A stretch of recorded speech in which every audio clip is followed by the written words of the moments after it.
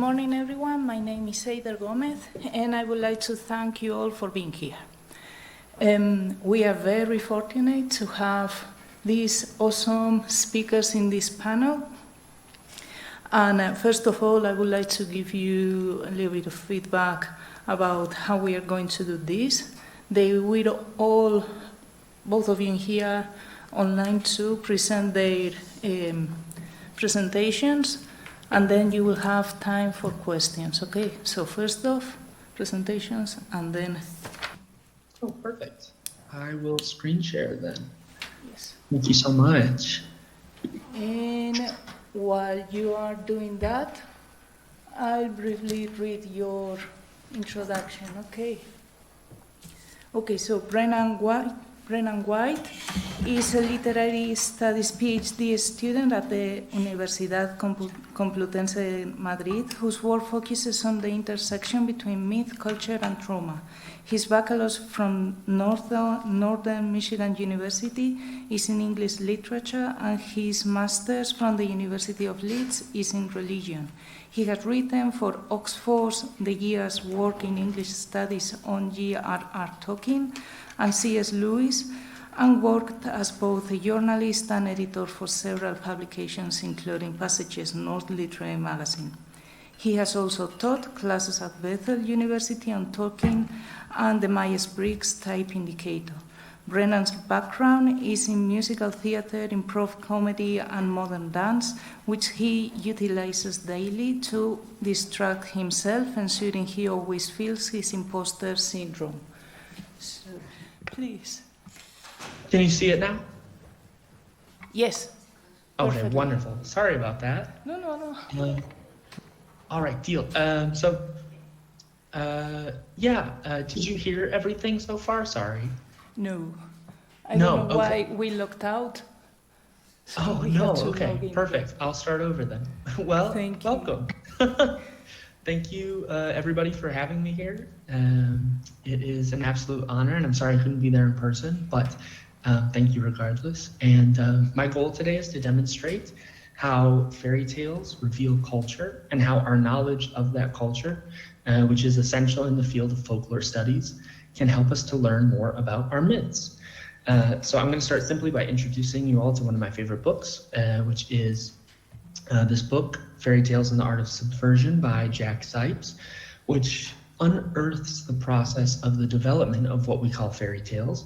And he reveals their beginnings in Italy, their strong influence by folk tales, and most importantly, I think, their nature is being changed by power for its own benefit. The beginning of the book notes the changing and popularizing of literature in Italy, and with it the culture that began to adapt. So oral tradition, though still popular in so many circles, was beginning to fade and be replaced by the literary tradition. The two greatest distinctions of these mediums, of course, storytelling and literary tradition, are the unchanging nature of a story after it's been recorded in literary tradition, and second is the power of the author to potentially reach much farther than most orators throughout history could have. So alongside the cementing of this change was the rise of French civility culture, which sought to further civilize its citizens, starting most often with children. So it's this desire for greater politeness and with it a greater ease of ruling that fairy tales found a new home. Zipes tells how they worked to spread the desired messages and morality of the French courts to children, and with it individuals reading to those children as well. Later, Zipes focuses on the medium change from literature to film, and with it the shift from civility to capitalist US and Christian values. These films consistently show the conservative nature of the people creating the films, as well as the misogyny present within the culture. However, before we go too deep, I want to define a couple of concepts so that we can understand a deeper range of the effects. So here's a couple concepts of note. So civility. Zipes, in his book, writes on the nature of civility and some of its effects. So if we examine the vast group of European folk tales of the feudal and early capitalist periods, Zipes writes, those tales with which we are most familiar and that we've recorded very early that which is our legacy, we must bear in mind that their configurations and symbols were already marked by a socio-political perception and had entered into a specific institutionalized discourse before they were transformed into literary tales for children of the European upper class.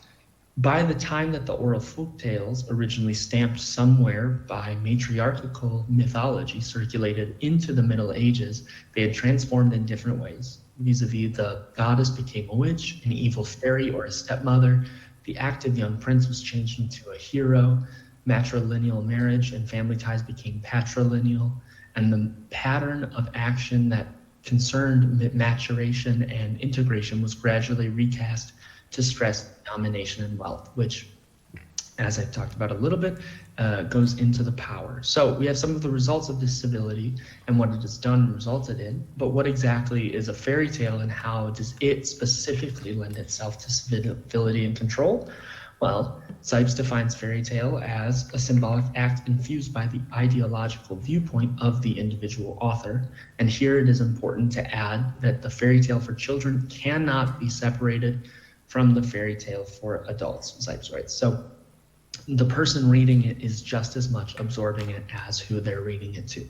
Zipes continues, it seems to me that any definition of this genre must begin with the premise that the individual tale was indeed a symbolic act intended to transform a specific oral folk tale and sometimes a well-known literary tale, and designed to rearrange the motifs, characters, themes, functions, and configurations in such a way that would address the concerns of the educated and ruling class, of late feudal and early capitalist societies.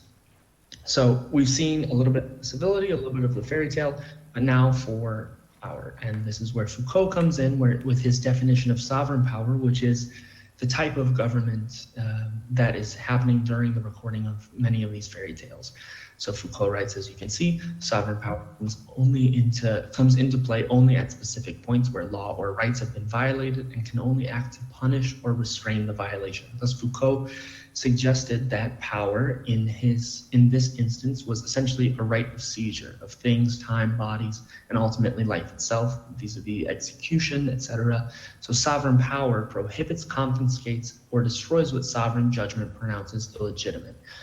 So the civility culture and the fairy tales work to highlight what is and can be denounced as illegitimate by a governing body. And that's how these stories kind of help create a culture that boosts and bolsters this sort of government. So this will keep coming into play, but first let's analyze a few examples of fairy tales, civility, and power coming together. So we have Grimm versus Grimm. So it's important to remember that folklore questions things while fairy tales affirm, and it's going to get a little inappropriate, so I apologize. But here we have a few examples of folklore versus fairy tales. The first that I want to talk lightly about is The Prince with Two Penises. This is a kind of a rare Korean folk tale that I'll tell really briefly. A Korean prince was born with two penises, and his parents loved him very much and wanted him to find a wife and a partner who was equally gifted, we could say maybe. And so they spent his entire life looking for someone and never had it. Eventually, this prince built up so much, we'll say, frustration, that he died, and he became a very vengeful spirit. And so he became a ghost that haunts this world. And anytime he sees two holes close to each other, he gets rid of a little bit of frustration, maybe we'll say. And that is why sometimes we wake up with a runny nose. Kind of crazy, kind of insane, definitely is assault. Korean folktales are crazy. But the reason I tell this story and compare it to Sleeping Beauty is that they're both stories of assault. The prince is a ghost who does a horrific thing, which explains a reason for why, because, as we said, folklore questions and explains while fairy tales affirm. So while one explains the runny nose that we have, the story of Sleeping Beauty affirms the power and structure of medieval royalty, as well as the patriarchy's power over women, glorifying this assault in a way. He saves her. The prince is the one with the power, and Aurora's beauty and status as a woman is enough of a reason for him to exert control over what he has already pronounced as illegitimate, which is the state of her body as sleeping when it should not be. Another comparison is Celtes and the Little Mermaid. A Celte is a creature of folklore that looks like a seal but can take off its seal skin and act as a human, and they are always hot. Don't know why. I'm not complaining. The story of Celtes is most often one of creatures hiding and their skin being hidden so that someone can marry them, trick them into marriage, and often an unhappy one. So the humans are often a villain just as often as the Celtes are a villain in the stories. However, in Disney's adaptation of The Little Mermaid, Ariel is more than happy to lose her voice, culture, home, and everything else to be with Eric. And Eric loves her regardless of these things like personality, the ability to communicate, or anything other than her early teenage body as she struggles to use it due to how new her feet are. I'm going to skip the third one just because I'm afraid I might run out of time. But how does this occur? What is the process? So we're going to look at a couple of experts.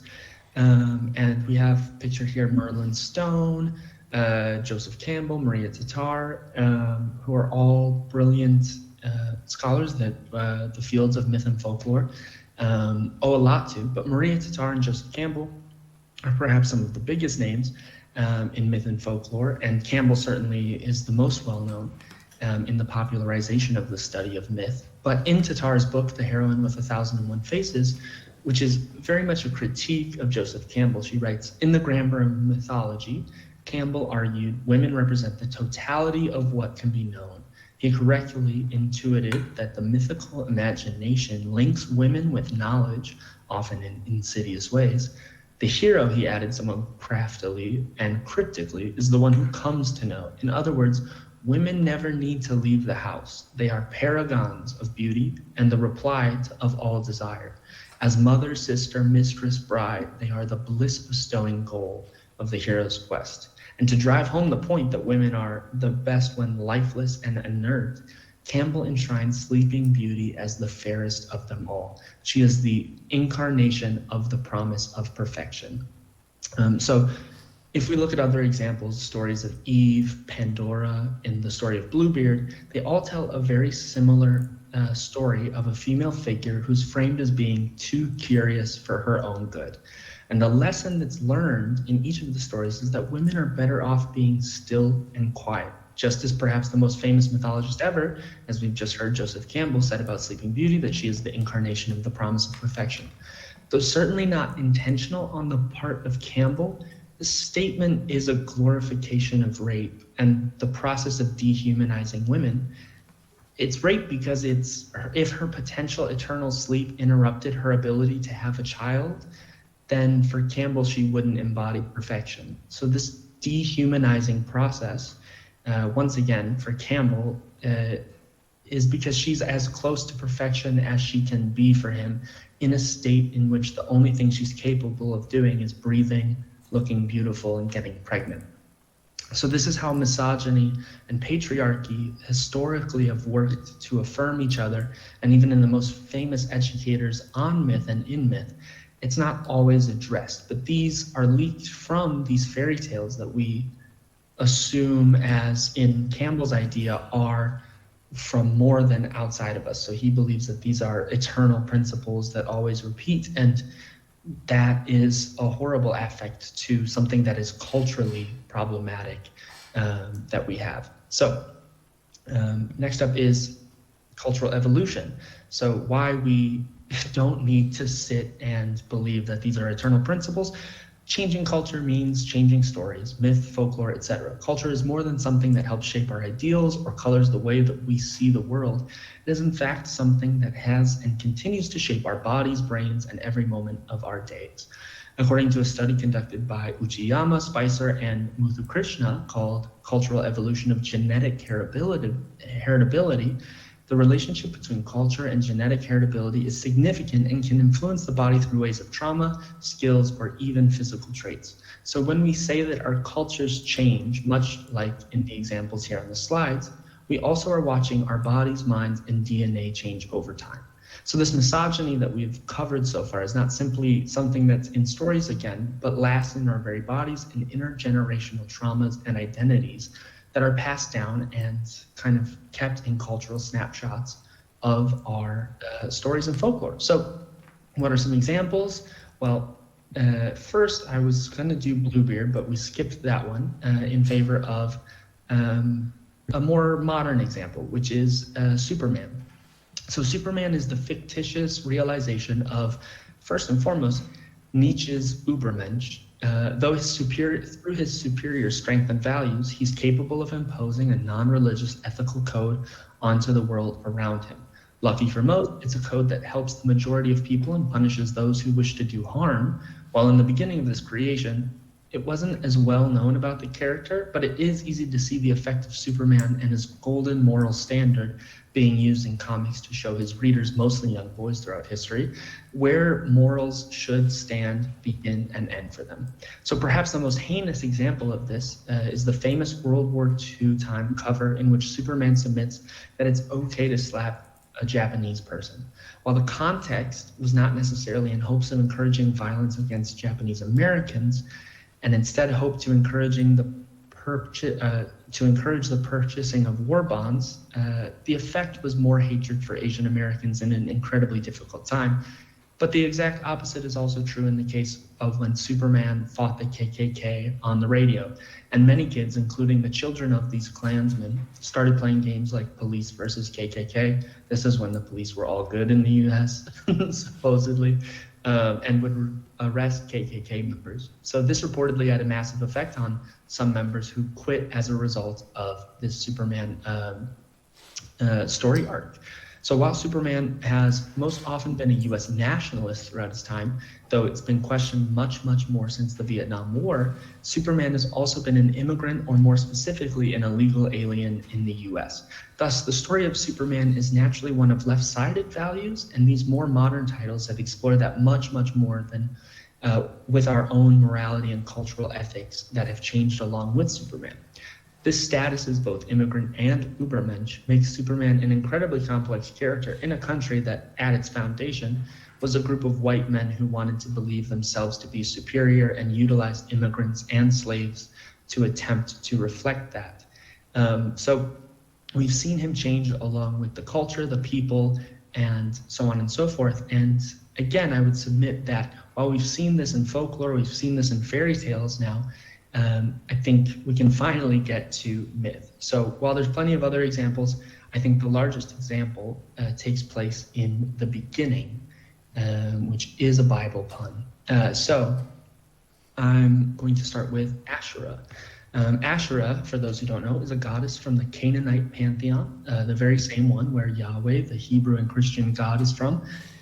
And there's an immense amount of evidence showing that many people worship them together, that they may have been consorts of each other. But when Yahweh started becoming part of a monotheistic tradition, there needed to be a separation between the two. So briefly, the symbols of Asherah include the lion, the serpent, mother of God, womanhood, as well as sacred trees. So the story of Adam and Eve, created by people in the very region where Asherah is worshipped, tells of the perils of what happens when women, sacred trees being the mother of all, and a serpent all hang out.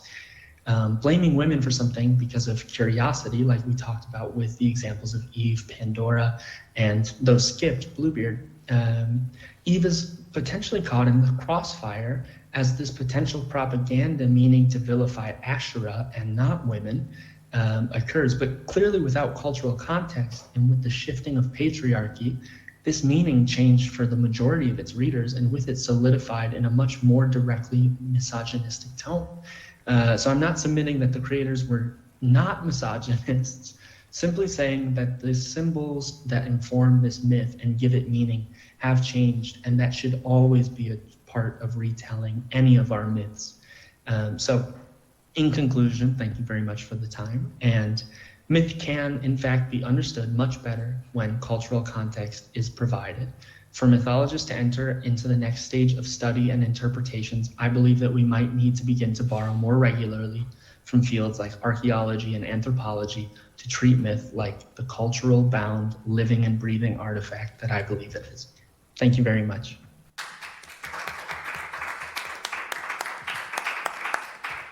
Thank you so much, Brennan. Now we are going to continue with Gregorio Rodríguez Herrera, licenciado en Filología Clásica por la Universidad de Sevilla y doctor en Filología Clásica por la Universidad de Córdoba. Actualmente es catedrático de Filología Latina en la Universidad de Las Palmas, en la que también es director del Instituto Universitario de Investigación de Análisis y Aplicaciones Textuales. Sus líneas de investigación son la retórica, el humanismo y la recepción clásica. Cuenta con centenar de publicaciones entre libros, capítulos de libro y artículos en revistas especializadas. En 2006 obtuvo la National Endowment for Humanities y la Mellon Fellowship para desarrollar su investigación en Center of Medieval and Renaissance Studies de la St. Louis University. Asimismo, ha realizado varias estancias de investigación en las universidades de Lisboa, Aveiro y Madeira. En el ámbito de la transferencia del conocimiento, su actividad se ha centrado en el diseño y la dirección de productos digitales en el ámbito de la filología clásica. En el ámbito concreto de la ponencia que presenta, ha publicado trabajos sobre la recepción clásica en la poesía contemporánea, tanto de poetas portugueses como José Saramago, Nuno Giudice y Sofía de Mello Briner Andersen, como de poetas hispanos como Juan Gelman o Francisco Brines, entre otros. Cuando estés dispuesto, adelante. Muy bien, buenos días. Muchas gracias a los valientes que están a esta hora de la mañana aquí para escucharnos. Si alguno de ustedes quiere tener la presentación en su dispositivo, solo tienen que escanear el código QR que tienen en la pantalla, que luego aparecerá también al final de la presentación.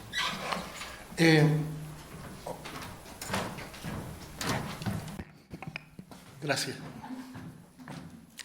El objetivo de la comunicación es presentarles el poema O mito de Europa, inserto en el poemario del mismo nombre y publicado por Nuno Giudice en 2017, con el fin de demostrar cómo los mitos grecolatinos son revisitados para denunciar en este caso la crisis de los refugiados de 2015, que empujó a miles de sirios a las costas de Turquía y a las islas griegas del Egeo como consecuencia de la guerra civil en su país, así como para censurar el cinismo, la pasividad y la ausencia de respuesta humanitaria de la Unión Europea.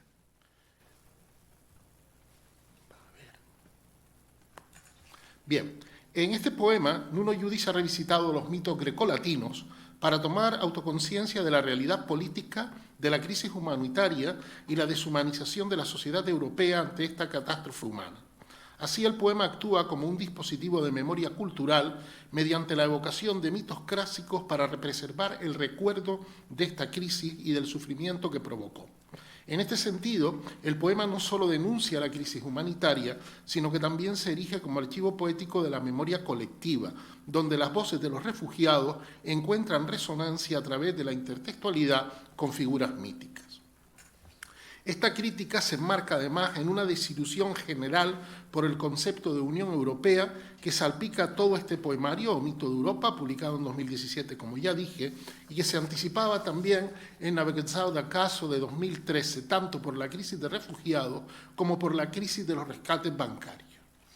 Desde el punto de vista formal, O mito de Europa es un epíleo, un tipo de poema épico en miniatura propio de la poesía helenística en la que Nuno Giudice narra en 589 versos divididos en 10 partes las vicisitudes del viaje de Europa desde las costas de Fenicia al continente europeo, en una traslación del mito griego a la trágica realidad y a las dificultades del viaje de los refugiados sirios. Asimismo, el poema va a ofrecer una crítica a otro aspecto que la crisis de los refugiados puso de manifiesto: la crisis ética y moral de la Unión Europea.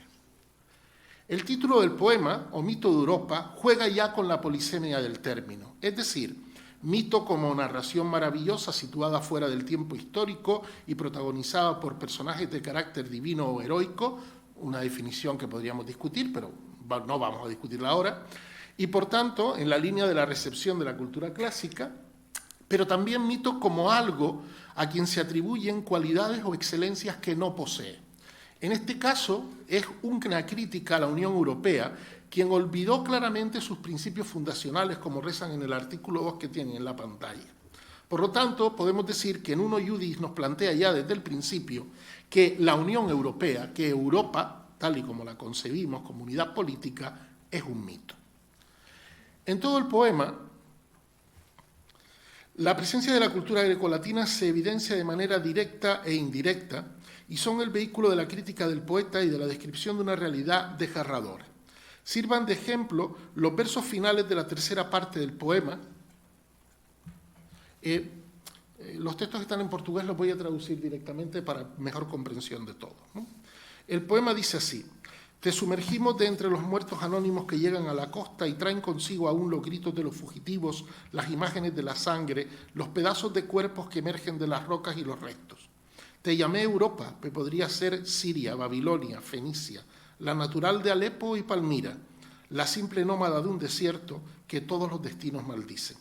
Eres aquella que se apoyó en el muro de alambre de púas del ocaso y perdió la vista de tanto mirar el camino que le fue vedado.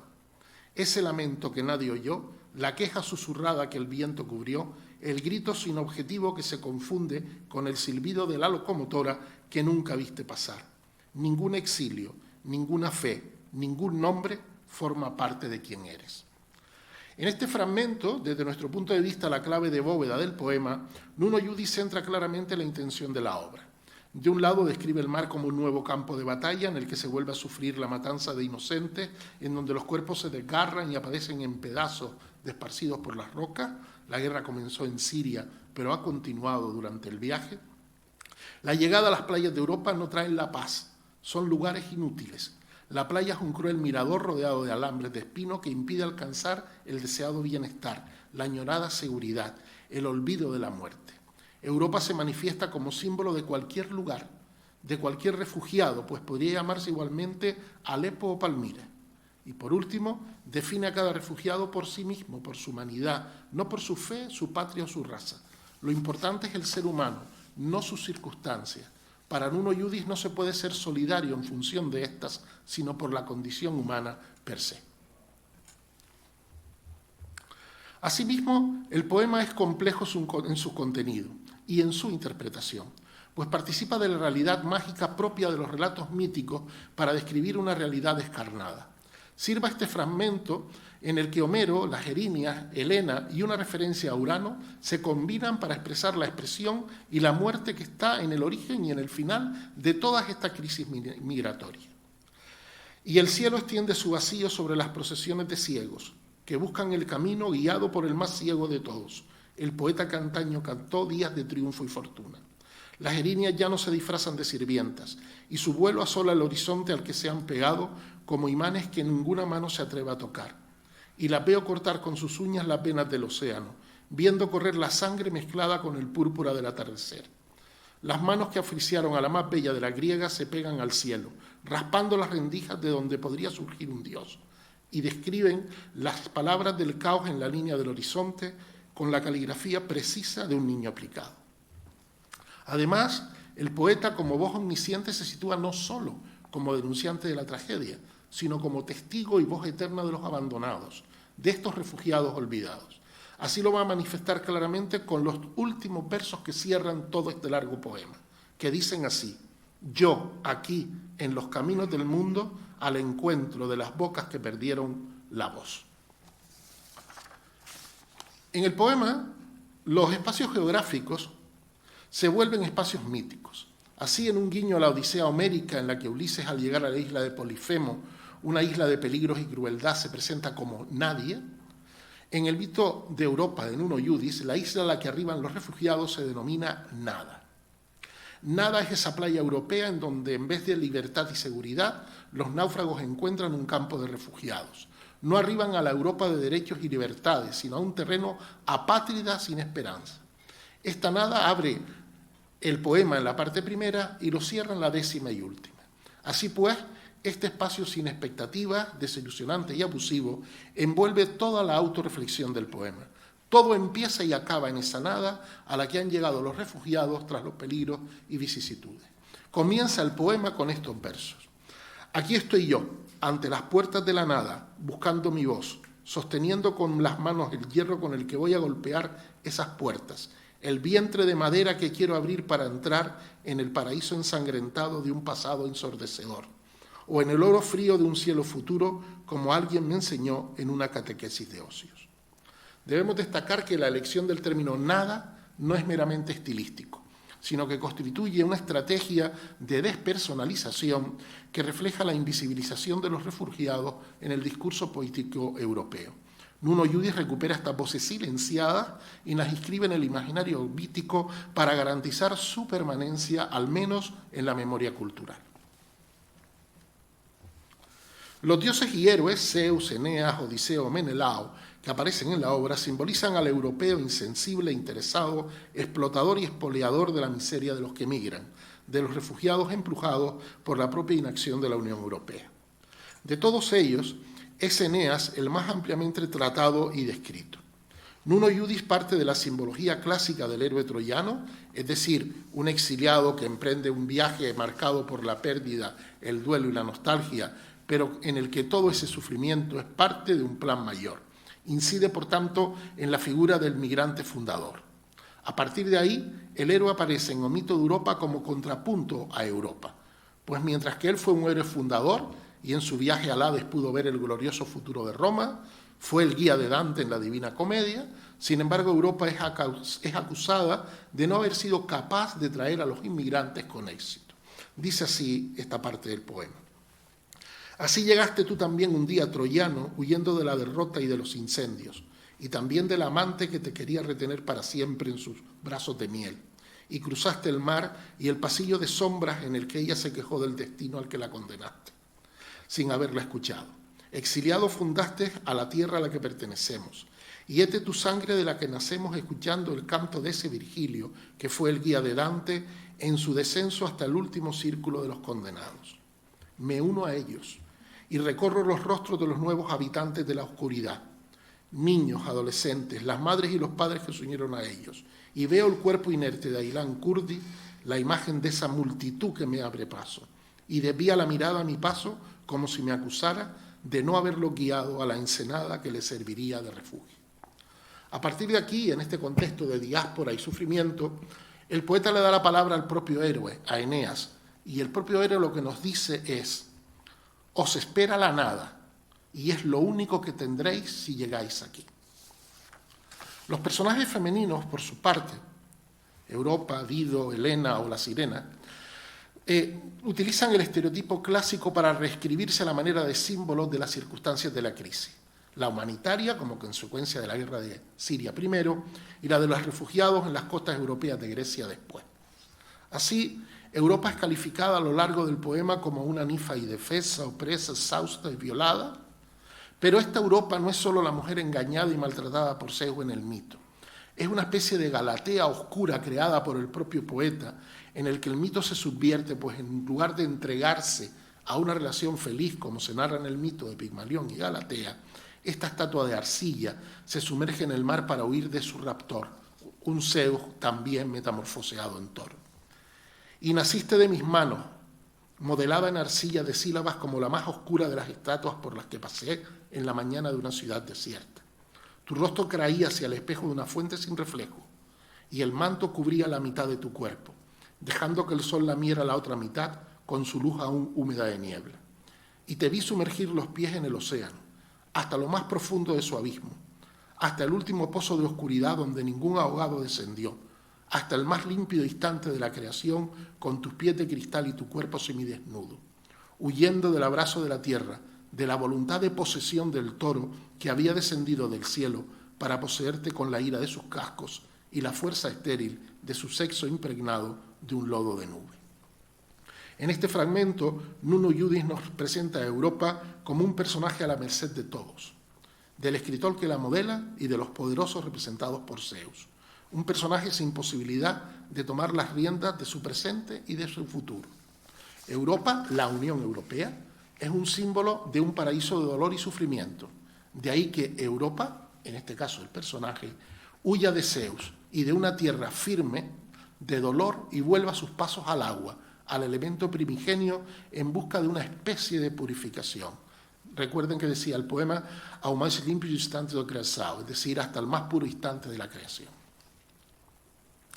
Cierro este brevísimo análisis sobre cómo Nuno Iudis utiliza los mitos grecolatinos para denunciar esta crisis con un pasaje que resume muy claramente el desinterés de los europeos y la naturalización y el olvido de una tragedia de la que fuimos responsables por omisión de auxilio. Nuno Iudis recurre al personaje de Helena, situada en un café de la costa, rodeada de turistas que disfrutan de sus vacaciones, que, al igual que la ignoran a ella, ignora la tragedia que tuvo lugar en ese mismo lugar. El poeta denuncia la ceguera ante la catástrofe humana y la naturalización de la tragedia. Dicen así los versos. Lejos, Europa apilaba remos y chalecos salvavidas en las lúgubres pilas que serían destruidas para que no quedara recuerdo de lo que había pasado. No terminé el café turco dejando los pozos en las tazas mezclados con el líquido amargo y escuchaba los nombres que Helena me iba diciendo en una interminable enumeración pronto olvidados. La dejé en su mesa de sombras envuelta en una túnica de luto. Las corrientes de turistas pasan junto a ellas con sus cámaras en la mano y ninguno se atreve a capturar su imagen tejida con hilos de muerte. A partir de este brevísimo análisis, podemos concluir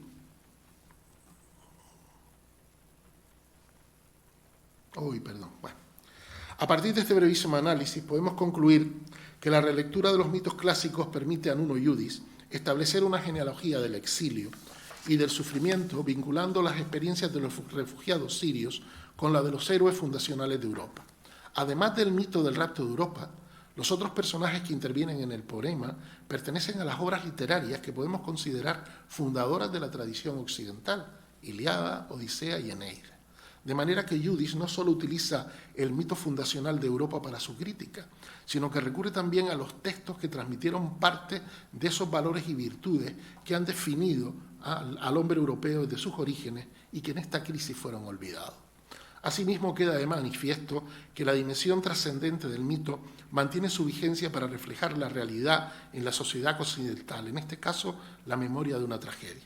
En definitiva, y termino, con esta particular reescritura del mito, Nuno Iudis no solo denuncia, sino que también construye una memoria alternativa que desafía al olvido institucional. Muchas gracias.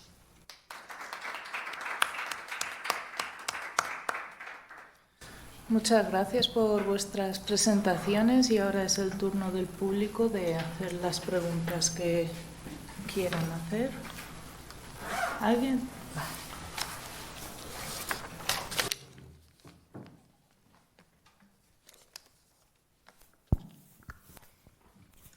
¿Más preguntas? ¿Comentarios? Hola, yo tenía una pregunta. Bueno, muchísimas gracias. Me he tenido que marchar un momento, entonces I didn't really see part of Brennan's presentation, but the bit that I saw was very, very interesting. So thank you all for your presentations. Mi pregunta era para Gregorio, porque quería preguntarte si por parte del autor, o sea, si ha mencionado en algún momento o si se sabe si esta decisión de utilizar los mitos grecolatinos para representar y denunciar la situación actual de los refugiados es una reacción a cómo se transmite en los medios, porque me parece muy interesante cómo, o sea, en este caso, el uso de estos personajes de tradición que se han transmitido durante muchos años, cómo se contrapone a, por ejemplo, en otro tipo de discursos en los que a los refugiados se les trata de manera más anónima, muchas veces con imágenes imaginarios, sí, Joder, no me sale ningún idioma hoy. En términos generales, como hordas o despersonalizados. Entonces, si esto de unir la situación actual con ese tipo de personajes tiene algo que ver con cómo se trata, por ejemplo, en los medios de comunicación algunas veces cuando surge. Bueno, los medios de comunicación no son más que reflejos de la realidad política de las sociedades. Si los propios gobernantes establecen una vinculación de los refugiados como invasores y hay medios de comunicación que son afines a esos postulados políticos y los repiten, pues evidentemente este tipo de poemas son respuestas por parte de personas que, en este caso Nuno Yudis, que, bueno, yo no lo he presentado porque teníamos 15 minutos, no estamos hablando de un poeta menor de la literatura portuguesa, premio iberoamericano Reina Sofía, un hombre con una enorme producción, al que el COVID le hizo mucha mella y falleció el año pasado, pero es un poeta con una producción enorme, que siempre se ha mostrado muy preocupado por todos los problemas sociales, principalmente portugueses, pero esto evidentemente le afectó mucho, ¿no? Y evidentemente es una reacción a esa visión del refugiado como un elemento peligroso, ¿no? Y en la idea de que en este mundo todos somos refugiados, porque todos hemos salido de un sitio para ir a otro en algún momento. O mi abuelo, o tu bisabuelo, o tu padre, o tú mismo, ¿eh? Y que rápidamente olvidamos esa perspectiva de que todos somos inmigrantes o migrantes en este mundo, ¿eh? En cualquier caso, esta utilización del mito clásico para referirse al refugiado no es nueva, ¿eh? El año pasado se estrenó una Antígona negra, en versión bilingüe español-wolof, en Canarias, que además ha sido ya editada y el próximo día 11 se presentará el libro con esa edición bilingüe de un encuentro que hicimos teatral. Y esa Antígona negra es una Antígona que viene a buscar a sus refugiados, a sus inmigrantes que han muerto en el mar. Como Antígona viene a buscar a sus hermanos para enterrarla, ella viene a buscar a sus hermanos negros que han muerto en el mar, buscándolo para darles un entierro, ¿no? Tu compañera hablaba antes de su obra literaria, de su tesis doctoral. Hay una parte de lo que ella nombró que a mí no me deja de evocar a las Antígonas latinoamericanas, que son utilizadas permanentemente para ir a buscar a los desaparecidos, a los que no encuentran, ¿no? Y que hay una larguísima tradición literaria de Antígonas latinoamericanas en ese sentido, ¿eh? Es decir, siempre ante una respuesta. Nanda Gabero, dramaturga brasileña, acaba de publicar también una Antígona ambientada en el COVID. La pérdida de las personas durante la COVID y un encierro que no me permite ir a... lo entiendo. Mi padre murió durante el COVID, en los 15 días que no se pudo salir, y yo no lo pude acompañar en el hospital. Yo entiendo perfectamente las circunstancias de esa obra teatral que habla de ese sentimiento de pérdida puntual. Es decir, esto, y no me voy a extender más, perdón, esto lo que te quiero decir es que los mitos clásicos tienen una capacidad trascendente enorme y por lo tanto son permanentemente reutilizados. Hay un bagaje enorme que de manera directa o indirecta, muchas veces el autor no ha leído el mito clásico original, pero está en el bagaje cultural, lo conoce y recurre a él, ¿no? Pero en el caso de Nuno Yudis es una búsqueda consciente, absolutamente consciente, en este caso, de utilizar este mito para esto. Esto Gracias. lo puedo asegurar porque tengo su dedicatoria en el libro, en donde me dice, a mi querido Gregorio, en esta revisita a los mitos clásicos para hablar de la realidad presente. Claro, si el poeta te pone eso en la dedicatoria del libro, se acabó.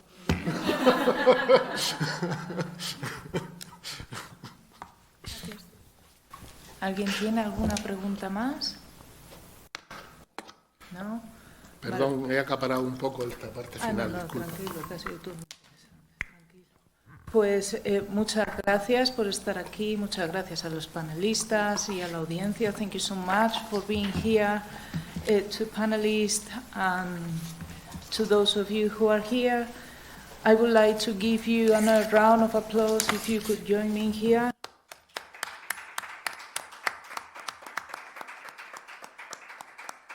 And thank you again, and I hope that you enjoy the rest of the conference. Thank you.